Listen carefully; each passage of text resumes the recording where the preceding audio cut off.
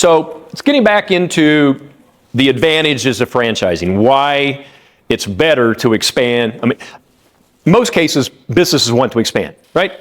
They just don't want to spend the money to open another location or hire some knucklehead employees, right? So we're going to use other people. We're going to go through the advantages and some other things and go through what our package is to make sure everybody's really clear about that.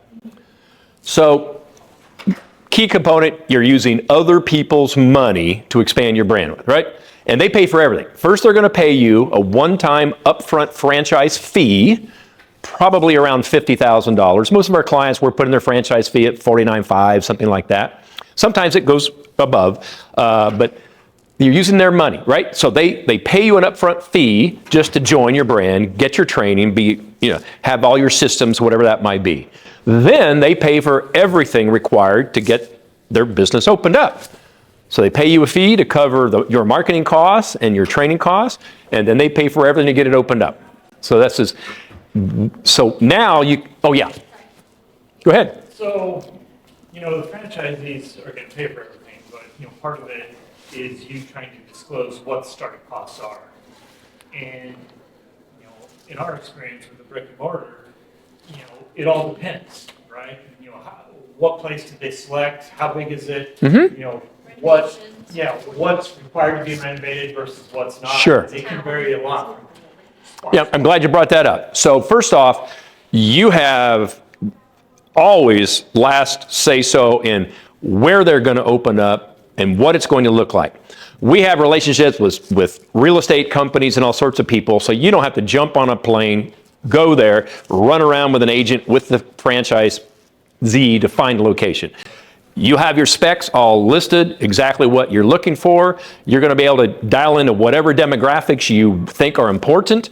Here you go, franchisee, find a real estate agent, go get 2 or 3 options, send them back to me. I mean, you're welcome to jump on a plane and go if you want to, and some franchisors want that, but you don't have to, right? You're the one that says, nope, yes, this one looks like this could work out based on whatever your specific requirements are. So you have final say-so on everything there. Okay. And that's where's the sign going? Not just it has to be the proper signage and logo, where's it going on the building? I mean, there's down to every detail, you have final say-so. They really like it, it's really expensive, and it'll work for the business.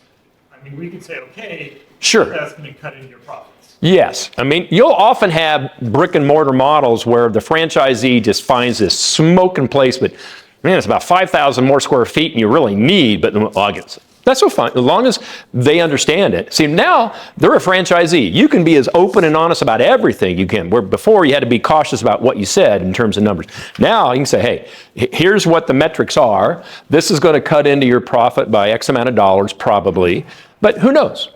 Many times what you offer changes, right? When the economy went nuts in 2008 and took a dive, I got hired 2 different times by franchisors to come in and help them do turnarounds. So they were really struggling. Sometimes you're too close, right, to your business. I come in, I don't know them from Adam. I learned about them, and I'm like, why aren't you selling these services to these customers? Well, I hadn't even thought about that. Both of these models have been in business a long time. I opened up vertical revenue streams, customer verticals they had not even thought about. So your business model might change as well, right? So maybe they can use that extra space. Yeah. So now, instead of you waiting till you can afford to go and open a location and try to find a manager you can trust, as fast as people step up that are financially qualified and you think would make a good business partner, because they're going to be a business partner, you can sell and get one opened up. So you can grow very fast in franchising. However, you control that growth, like I said earlier today. If you don't think they're a good fit or it's just timing is not right, you slow it down. That's up to you. But you can grow very fast. Like what Maya's done, I mean, she about killed herself. I mean, if you knew what she's gone through the last 2.5 years, but that's what she wanted to do. She didn't bring up, she has already turned down lots of money from private equity. Lots, because it's going to be worth more in a couple more years. Yeah. So if it doesn't do well or something, it's not really on you, it's on them. But I mean, you want to help them, of course. Of course, yeah. But say they, because of other things in their life or whatever, and they're like, they claim bankruptcy or they do something personal, that just comes back to you then, or how, like, this location is there, so I'm Yeah. confused on that. So nobody wants to close a location that looks bad. So you can take it over if you wish to run it until you find a franchisee to take it over from you. That's up to you. Sometimes maybe it wasn't in a good location. Maybe there's other factors depending on your model that can It's still affect. their risk, not yours, so. If they own the building, maybe all they own is the equipment inside of it and they're leasing the space. It just depends. Okay. Yeah. So if that person took out, let's say, an SBA loan or some type of financing to open up this franchise, and that's obviously under their own LLC, DBA or franchise name. What happens to the debt if you have to take it over? Let's say they die, or they're just going under, they're not doing well. No, that's their debt. You don't have to take it over. Yeah. So you as the franchisor can just assume this place? I mean, Not the pay their creditors debt? come in and Yeah. take the equipment. Yeah, I mean, They'll threaten. they'll probably do that. They'll sell off the assets, whoever's involved with it. But if you want to take it over, you can, but you don't owe that debt. But So if because now here you're coming in at a corporate level, and let's say they have all this equipment and whatever is part of the, they even have liens on the leasehold improvements, Yeah. So yeah, you don't have to pay the debt. So there's like two different things. One's equipment, like in your business model, but then there's also what's owed the landlord, like you're saying, right? There may be TIs. Now, that may be you negotiating with the landlord. Yeah, I know he owes you the TIs. Say, yeah, the TIs are here. If you want to take this over, somebody's got to pay for these TIs. You negotiate usually a discounted price for the TIs owed because you don't have to. You say, no, I'll just let it close. Landlord wants the rent anyway. Right. You're gonna pay the Right. landlord. I wasn't so worried about a landlord. They'll take anybody to make sure rent goes. Yeah. Especially if corporates come in. It's a Yeah. problem. Leasing company for equipment or whatever. Is there a repercussion from the whatever SBA loan they took out, or whoever else they're? No. You don't owe anybody anything. Right, if they're gonna come steal your equipment or take your equipment away. Yeah. You can probably work out a deal with them too. Yeah. You could buy Yeah. a Yep. Short asset purchase or something. Liability. So in the franchise agreement that they sign with you, you are going to specify exactly what insurance coverage they are required to carry. Sometimes it's a big deal because of the type of industry that you're in. Others, it may not be a big deal, $2 million general liability, blah, blah. So they will get that, and then you require them to name you, the franchisor corporation, additionally insured on their policy. Because if they do something wrong and they have a big claim, you might get named, right? Hey, the franchisor, they're the deep pocket. Let's just name them. Even though you have no liability, you still got to defend yourself. So now their insurance will protect you and cover you in that type of example. Oh, we just talked about this, the growth rate now. You can grow very, very quickly. And the nice thing is, you're not adding a bunch of staff. In franchising, because you're mentoring and coaching business owners, it's usually, this varies based on your model, usually only one corporate support person for every 10 or more franchisees, depending on the kind of support. Now, there's some franchisors, they got a big call center that they manage for all their franchisees because they want to manage that. That's different. But in most models, it's only like one corporate support person for every 10 or more franchisees. Now you're not getting bogged down in their day-to-day operations, right? Somebody doesn't show up for work, that's on them, not you. You're coaching and mentoring at a high level now. These are business owners, executives. Usually it's just a phone call, a Zoom call. Once in a while, we talk about somebody's going to go visit them. Eventually you'll have somebody that handles a region of franchisees there. You'll have multiple people that work with and help coach franchisees. You're coaching and mentoring business owners, so they're much more highly motivated than an employee would be. So they tend to run these locations much more efficiently and profitably than employees would, because it's their money on the line. And they tend to keep their units looking nicer. If I'm just an employee, I may not be as concerned about cleanliness, et cetera, maintenance. So they tend to do a much better job. So getting back to the growth again, you don't have to keep adding overhead, with like each franchisee. You'll know when it's time, we're kind of stretched, we need to add another staff person. Sometimes it's in marketing support. Sometimes it's more operational support, whatever it might be. You'll know when that is. It's not something dramatic that happens overnight. So Now, the franchisees are helping you build your presence all over the country. They're doing marketing for you, right? So when people start Googling you online and looking at you, I mean, they're helping to boost your presence online in any other ways that people might come in contact with you. They'll walk in, like I say, they'll say, wow, is this a franchise? Yeah, it is. I love this. Yeah. Your website will have to be a bit bigger or able to process more things, or just have a button that says locations then? Yeah, usually. Consistent with the brand? Yeah, because you want to control what they're doing online. So usually it's location buttons, and you will kind of control that. You'll customize it for them, local pictures, whatever it might be. Because location to location will probably vary in the price points too. Could. Okay. All right. Or no, or So then, is a burger here the same, and McDonald's the same in California? probably as in not. Nebraska? Definitely not California, right? Yeah. I don't know. I've never really compared. Yeah. Yeah, So, if you're selling online. Sorry? If you're making reservations or Yeah. you're selling memberships or whatever, you're gonna have to have different revenue capture and different pricing for each location. yeah, I mean, there could be a link on their location site that takes them straight to a menu, because they're not really going to be looking up other locations. They're just going to be looking at their location that's close to them and looking at the prices, and Okay, then, that makes sense. Yeah. Go compare prices and that sounds. right, yeah. Yeah. So we've been talking a lot about this upfront fees from the franchisees, right? How is the post-franchisee start revenues? I mean, basically, So you're going to make money. Let's talk about just fees in general that the franchisee is going to pay you. So first is the upfront franchise fee, one-time fee, right? Your main source of profit for you, the franchisor, is royalty. And it's usually a percentage of gross sales, not profits, gross sales. So every dollar they generate, you get a piece of that. That royalty can range from as low as 4% to 10%. If you're a high overhead, small profit margin model, think full service restaurant, there isn't a lot of profit to go around. You're only charging the franchisee 4 to 5%. You get into some service models, home-based, cheap industrial park space, maybe with much bigger profit margins, you can be charging 6, 7, 8, 9, I've even seen 10% royalties coming back to the franchisor. So we'll help you figure that out. Also, we're going to show you what your franchise competitors are doing. You get to see what their franchise fee is, their royalty is, what a territory looks like. You know, doesn't mean you'll be identical to them, but it gives you a framework. Okay, it helps us, you, and the attorneys kind of build your franchise model.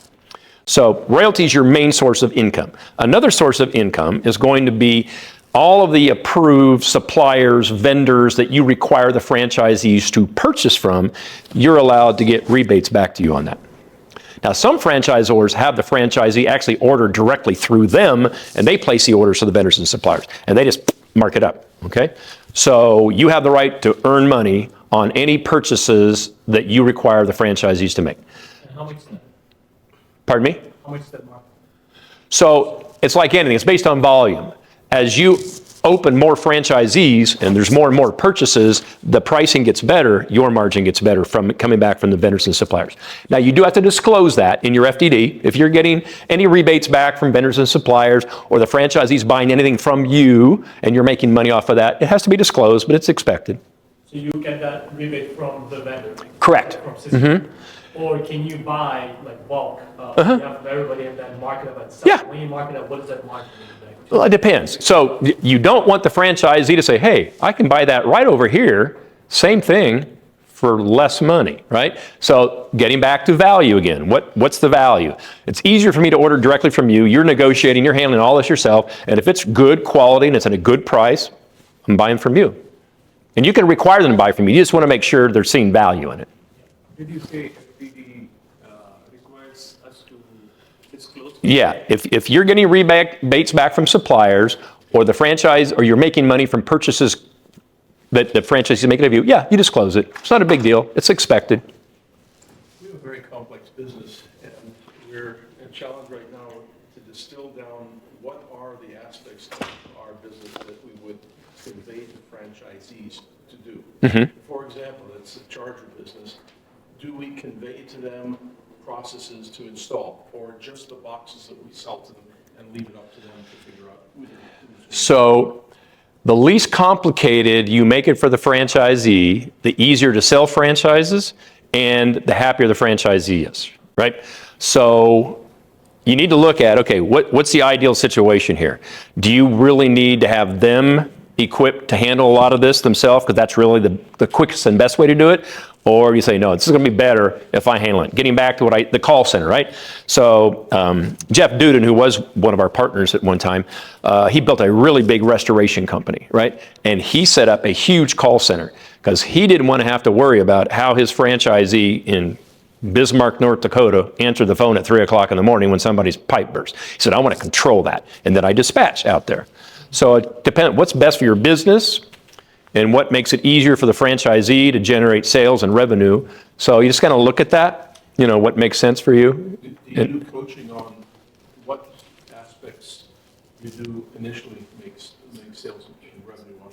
So, for example, we have a lot of different things we can do and are doing, but probably when you want to try the boil in the ocean, do you help to identify which of those aspects of your revenue opportunities are best to franchise to start? Yeah, I mean, that's quite common. You'll get some service models where here at the corporate office, we offer all of these services. We're ready. If anything happens to your house, we can take care of it.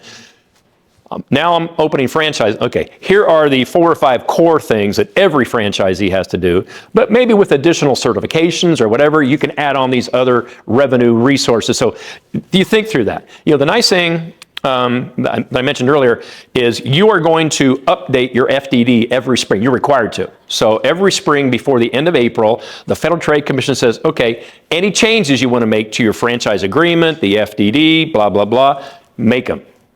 So all future franchises are on this new language, whatever that might be. You might increase your royalty or your franchise fee, right? Also, any franchises you sold last year, they get added into the FDD so people can contact them for validation. And you, the franchisor, do audited financial statements every year. So all this gets put together, the changes made by the franchise attorney, you're re-registered, and that FDD is good for a full year again. So you can make changes and add things. Now, your operations manual, which gets to how the franchisee runs the business, you're allowed to make changes to that anytime you wish throughout the year. You just notify the franchisee, hey, effective immediately, we just made this change. You're going to put your operations manual online, give them a password, they have access to it, makes it really easy for you to make changes, notify them, they can read the changes, you'll know if they even opened it up and read it. Is that normal? To be able to change it every year? Yeah, because you're not changing what they pay you. The royalty is whatever it is. They're on a 10-year agreement. You can't change anything in there. But in terms of, you might decide, we're changing our hours of operation. You can do it. You're allowed to do that. As long as it's not something that's a giant expense for the franchisee. I thought that was because I was grandfathered into a different franchise. Yeah. But like Grandfathered in, you don't have to go with the new changes. Correct. And when they try to put the new stuff. Yeah, but you may only have like 2 years left on that agreement you just bought. Brick and mortar in your model is a good example. If I'm a restaurant, or I'm yours, okay, every so many years, that franchisee's got to do a refresh on this place. Some franchisors start taking money from them. You pay in a little bit every month, right? I'm putting in an escrow account for you, and then 5 years out, we're going to require you to paint the new light fixtures, whatever. So it's set aside for them. You can do that as well. So, getting back to the fees, I skipped that. All right, so we talked about the franchise fee, the royalty, rebates. Now, all franchisors will have in there that you have the right to charge the franchisee some type of a monthly ad fund, brand fund, marketing fund, whatever you want to call it, right? This is money that you get to spend for the benefit of the brand. And it's very broad. You're just not allowed to use it to market, to find and sell franchises. So we always tell franchisors, separate checking account. If somebody wants to audit, you can prove where all this money's going. Eventually, you're going to have probably a franchise advisory council. They get involved, helping to make those decisions where the money should be spent. Now, the franchisee is also going to have a clause in their franchise agreement that says, you must do X in your local market to bring customers in. Sometimes it's a percentage of revenue that they have to spend in advertising. Sometimes it's a flat amount or it goes up. But this is money you're going to spend now, this brand fund that they're sending you that you pool together. And it could be anything. It can even get to the point that if you have somebody on your staff that's very involved with helping the franchisee do marketing and all that, it can cover their salaries. So as long as it's for the benefit of the franchisees in a broad way, you can spend it on there. That's not something you make money on. Correct. No, that is a rent. Correct. And the next one is like that as well. Technology fee. All right. We always tell you, you put it in there, even though you don't have anything currently like a custom software or whatever it might be. You put it in there that you have the right to charge the franchisee some type of a monthly technology fee to cover whatever the software is. And it could also be like managing those landing pages, the location site you're talking about. It could be for anything. Do you recommend that everyone get an advertising fund, even if they don't have any, like franchises? I always get that question too. Uh-huh. When people trying to negotiate it. What do you think about, I mean, you should probably put something in there, is that your point, like for advertising? Yes. funds? You're going to put it, you have the right to change. There are some franchisors, and you know this, Bill, that they decide, first of all, we're brand new. I only have 2 franchisees, not much money to pool and spend for the good of the brand, right? Unless you want to put it right back into their market, which you can. Most attorneys say, start charging right away so they get used to it, even though it's a tiny, tiny piece. Some franchisors say, okay, your first year, you don't pay into the marketing fund, but it starts month 13. Something like that, right? So you can do what you wish, but it is good to get them used to paying something right away. So it's not a big shock when they all of a sudden, okay, you got to start paying me now because it's month 13 or whatever. So here, that's what I've been talking about. Yep. So that's that special revenue column. We're talking about vendors and supplier rebates, et cetera, et cetera. But there are a lot of franchisors that sell products to the franchisee. They're, special recipes, mixes, sauces, spices, whatever that might be. They don't want them to know the recipe to make whatever it is. I just came from the American restaurant and beverage show in Miami, and a woman from the Netherlands was there with her incredible cupcakes and cookies, right? And she said, I don't want them to know exactly how these are made. And I can ship them from the Netherlands if I have to, but eventually I'll have somebody here making them because I don't want them to know the secret recipe, right? Some franchisors do that. That's up to you. So if there's anybody in your industry already charging and selling franchises, we look at their legal documents. You're unique enough, you probably don't have anybody or even somebody that's similar to you. Sometimes it's based on the value that they're getting up front, the training, what comes with it, are there special certifications? If it's a really unique franchise with a huge upside, you might charge more, maybe it's $60,000, $70,000, $80,000. I always tell people, don't look at the one-time franchise fee as a big profit center. You want it to cover all your marketing costs needed to find that person, and then whatever your training costs are to get them up and running. So when I say marketing costs, that may be a broker, a commission, $30,000, right? So you want enough money left over to cover all your training costs to get that franchisee up and running. So most of our clients, we're putting the franchise fee at around $50,000. We've had a couple lately where it's $60,000.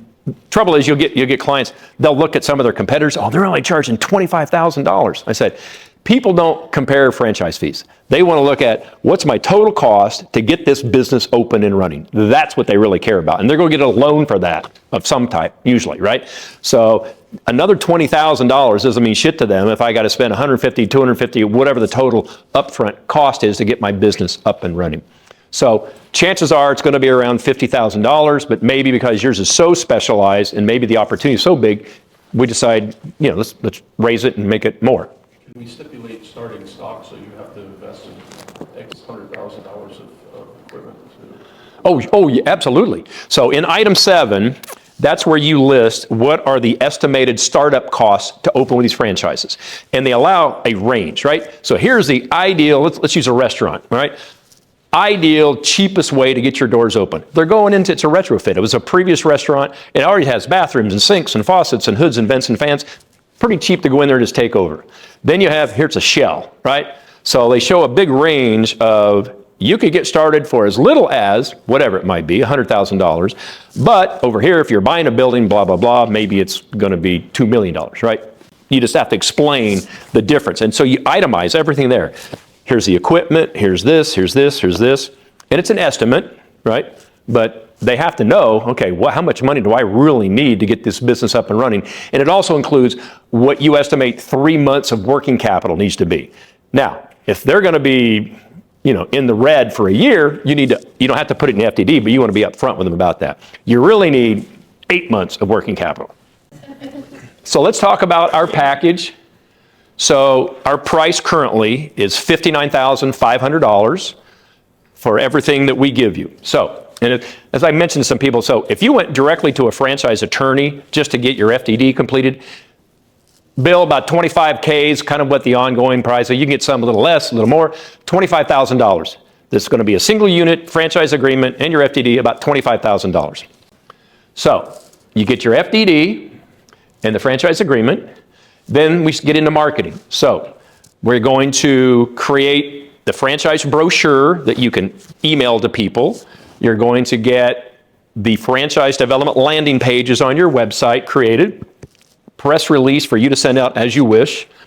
You're going to be exhibited in 12 of our Great American Franchise shows.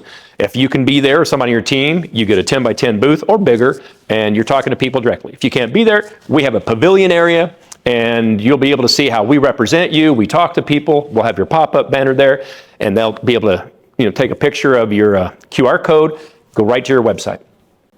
Then we get into the magazine, the Franchise Journal magazine. It's a digital copy, that, like Nick said, and it goes out to over 500,000 people every month. There's a theme every month. Sometimes it'll be focused on senior care or food or this or that, but it has lots of other ads in there. So you're going to have a profile about you and your story and the new franchise opportunity. That goes out. And then every month for the next year, you get a full page ad in the magazine.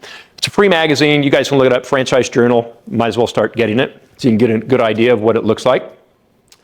We also create for you, because most of you will work with the broker networks, we call it a 2-minute drill. Brokers represent between 300 and 400 franchise brands. They cannot remember the details, right? So they meet somebody they think is going to want one of these wonderful little petite pup franchises. They can pull up this 2-minute drill that we have prepared. It's bullet points. It's a sizzle sheet. Just covers the basic. What exactly is the franchise model? Why it's a great opportunity? Estimated startup cost. Ideal franchisee. Blah, blah. So they can hit boom, boom, boom to get that person excited. Yeah, I want to learn more about this. Then that way they'll be able to send them over to you. So we create that 2-minute drill for you, and that goes out to all the brokers as you sign up with their networks. Yeah. For the expos, you said you have 12 shows. Uh-huh. And let's say we're not present there.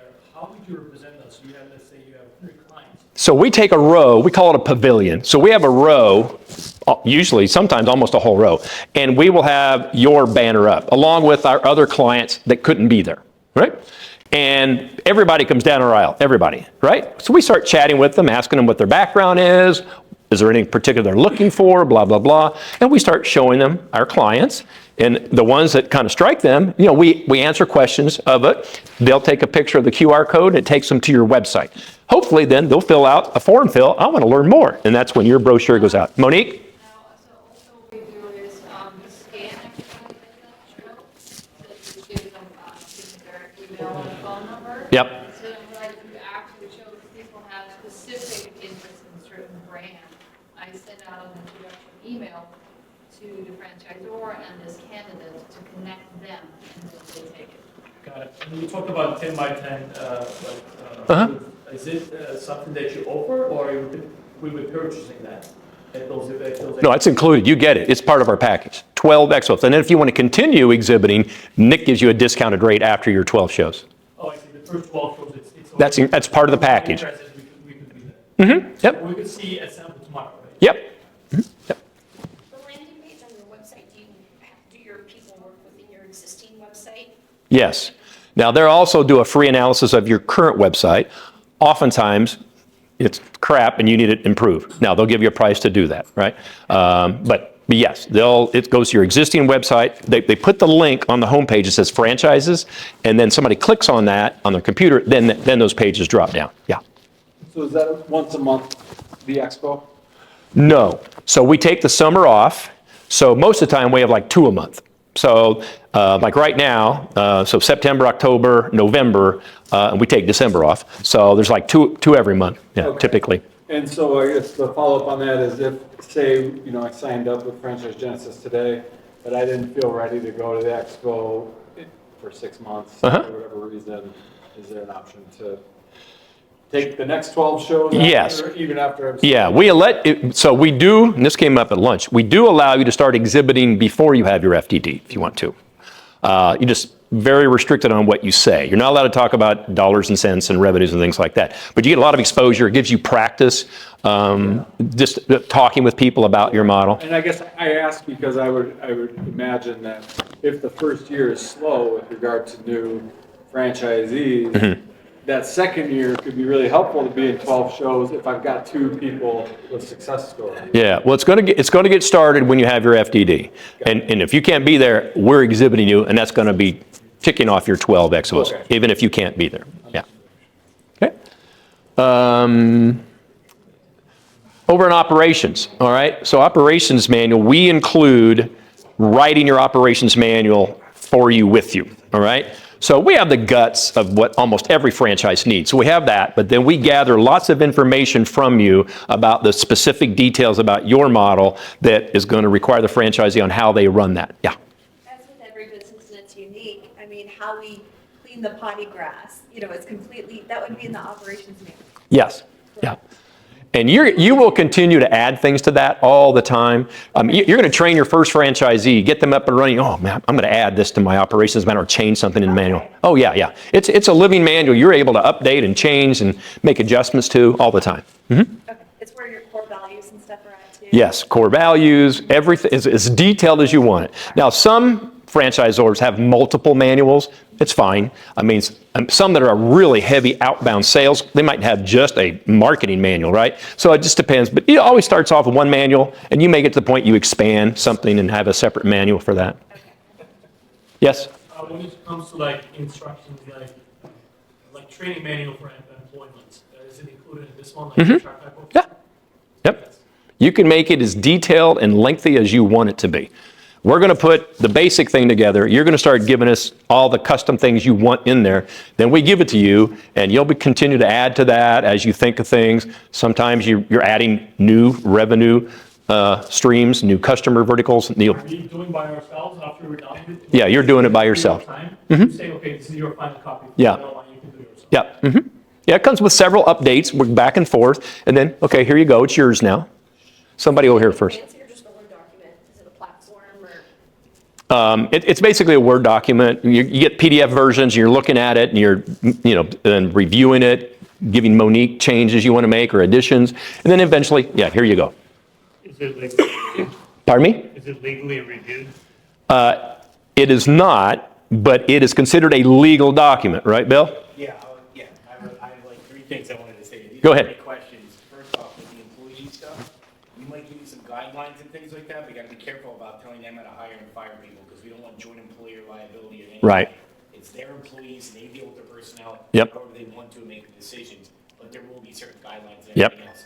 To your point, it is a legal document, but look, what am I going to tell you about cleaning the grass? As long as, I think I would only look at it for things like that, but the form that they already have together and put together for you, I don't think they'll let you color outside the lines too much, but if someone asks me, one of my clients asks me to look at it, I'm going to, but I'm not going to go through it and prove it.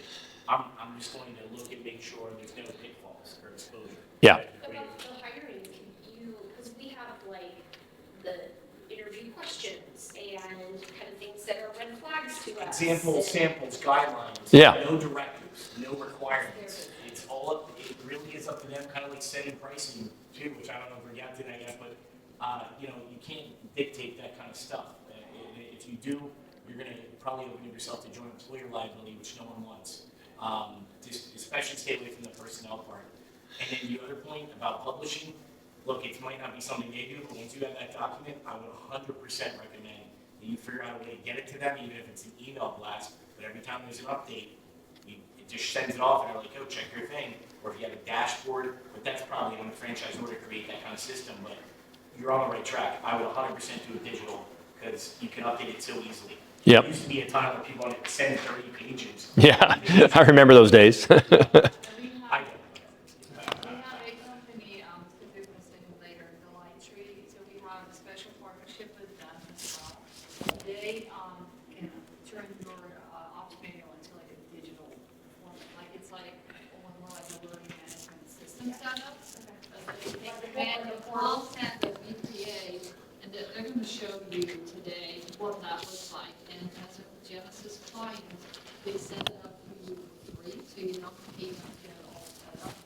With your franchisees and you, your corporate locations pay monthly, pay for the technology. Yeah. There are some franchisors that even get involved with helping them interview people. I highly recommend against that, right? Give them guidelines. This is the kind of person you're looking for.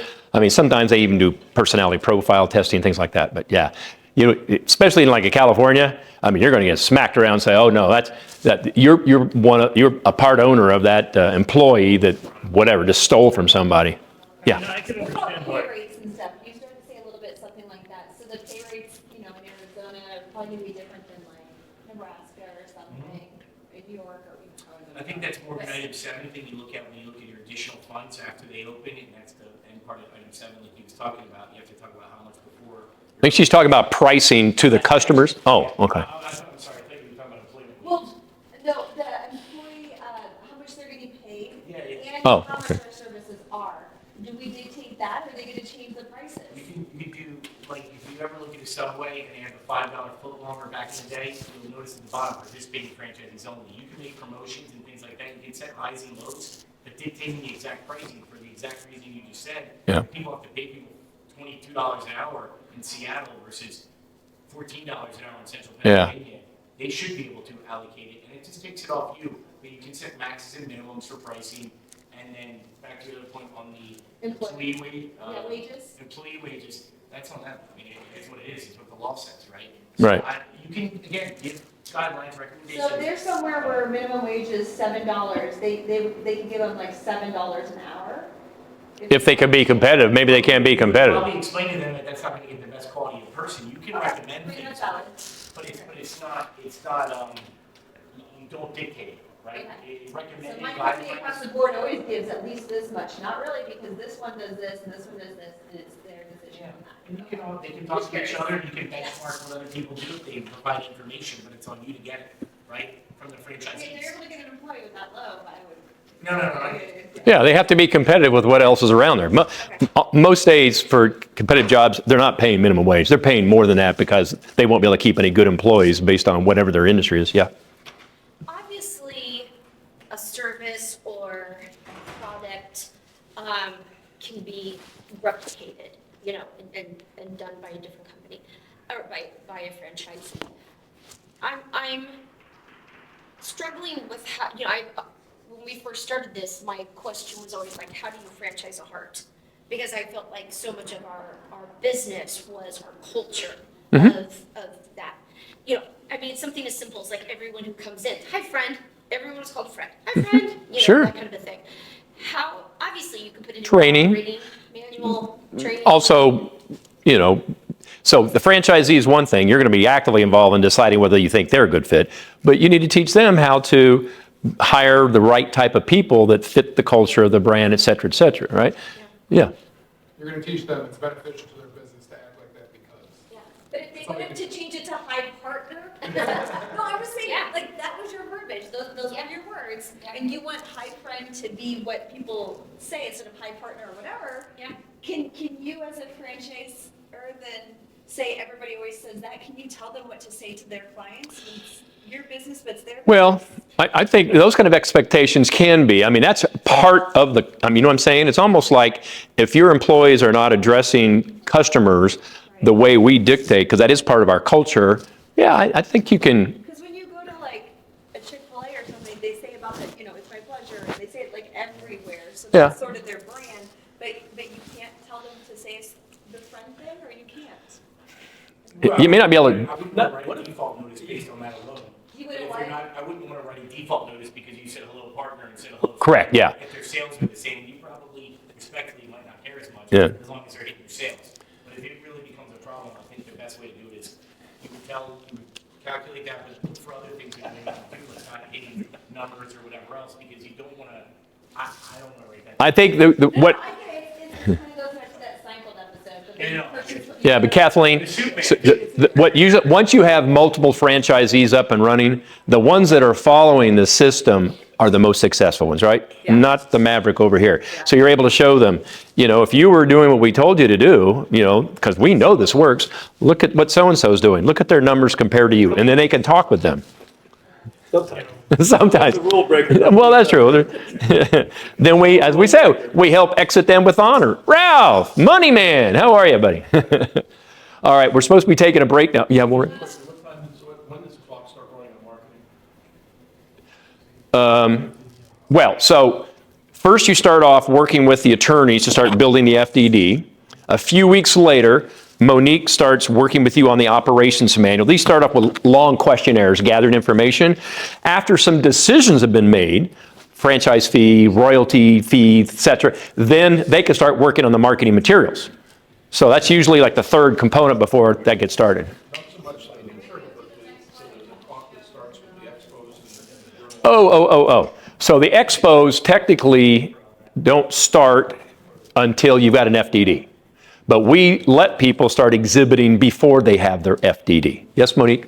I just want to add one more thing that's included in the package, it's not on our slide, but that is membership of the FCC, the Franchise Consulting Company. So you normally pay a membership fee annually to be part of that, to have these consultants represent you. First year, you don't pay anything for the membership, and then the second year, you get 50% off. Yeah, you're getting about a $15,000 value to get into FCC for free. So you don't pay anything until it's a success fee. You end up awarding a franchise to someone one of the brokers brought to you. 7,500 ongoing after that, to be a member. Or as low as 3,000. Yeah, Nick has different levels of what's included there. The minimum amount's about 3,000. Most people are doing something different, yeah. And you get to go to the first conference, you don't pay your travel, but you don't pay to attend the conference. Yeah, so all the broker networks do 1 or 2 conferences a year. This is where they invite all their brokers to come for several days. Every franchisor they represent is invited, and then all sorts of vendors and suppliers and sponsors, finance companies, you name it, are there. And the brokers sit there and listen. It's kind of speed dating. Every one of you get to pitch your brand to the brokers that are there. To meet you one-on-one. They get to learn any details about it because you want them to go start presenting your brand to their candidates. It's great. Is it called broker? Well, some of them don't like to be called brokers. Some like consultants, matchmakers, right? So Nick does them in beautiful places. In January, it's a cruise going to the Bahamas. 6 months, he does them every 6 months. 6 months ago, it was in a beautiful resort in Mexico. We've been in the Dominican Republic. So some of the other broker networks, they do them stateside, but they're in beautiful resorts, but it's really good. You get to meet the brokers one-on-one. They feel good about you. They feel comfortable to bring you their candidates. Yeah, it's good. It's very educational. You learn a lot, lots of guest speakers. Well, we're supposed to be taking a break right now. Oh, is there another slide? I'm sorry.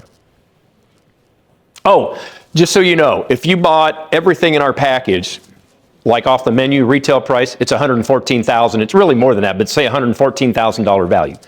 So for $59,500, you're getting that much value. Oh, you need me to go back? I saw some people taking a picture. All right. Okay. And this is kind of our process we were just talking a moment ago. So we start with legal, then operations, then we get started in marketing. We have 2 training classes with you. One is on franchise marketing and sales training, going to all the details about where and how to market your brand to find franchisees. Then we have operations training, talking about software, keeping franchisees compliant, getting your royalties collected on time. So a couple of really good training classes.